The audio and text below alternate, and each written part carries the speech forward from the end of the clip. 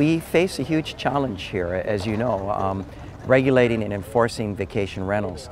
And it always comes down to money and whether we have the money to actually do the enforcement. You know, we haven't had much success with regards to enforcement because people who do engage in this particular industry, they're always 1 or 2 steps ahead of the enforcement process. Landlords will coach their tenants. If anyone comes and knocks on the door, you're my cousin, you're my brother, whatever, but you're not paying me to stay here. Or if anybody comes and knocks on the door and asks who you are, tell them to get off the property, they're not authorized to be here. Our inspectors don't have police powers. Investigation's over. There's a lot of paperwork involved to get your certificate. You have to keep records, you have to prove 2 years worth of rentals for each unit and pay for each unit 2 years ahead of time. I have no problem with tourism on the North Shore. It's a little congested and a little crazy, but I realize it's a reality, and I realize that tourists don't want to always stay in Waikiki. Everybody who comes to Hawaii wants to be by the water, and if you have a house that's near the water, it's gold in today's world. Let's be real. I mean, almost every house that's on the water are all vacation rentals. It's a joke, and no one's enforcing it, so everybody's going to do it. You know, if you don't get caught, is it a lie? And that's what people are doing. They don't care.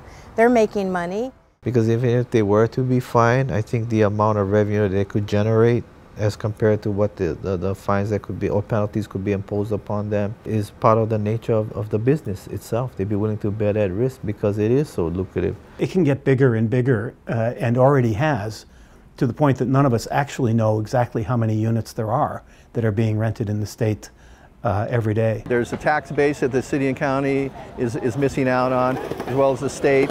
We did a study with BYU on the financial impact of the Triple Crown events alone. We bring in $21 million during the 6-week surf season of the Triple Crown, and all those people need to eat, sleep, and do something on the North Shore.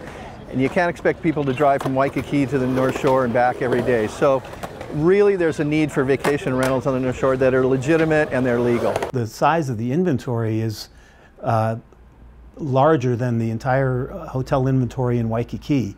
The economic impact is significant, but hard to precisely quantify. I don't know how much money that brings in, but it brings in money that we're not getting right now.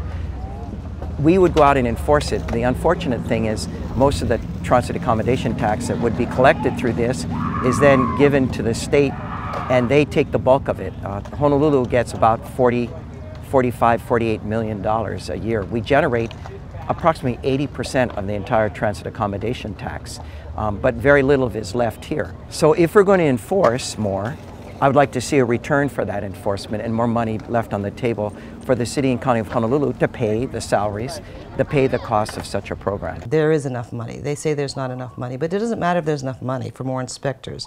They work between 8 and 4. They can only come out during the weekday. They cannot cross the threshold. They cannot ask questions except for, are you doing this? And they have to accept the lies. And they know they are being lied to. So I don't know why we're bothering to send them out. Surprise, if you go out on the weekend, there's dozens of people violating the rules. But they had never done that because, oh, it would be overtime.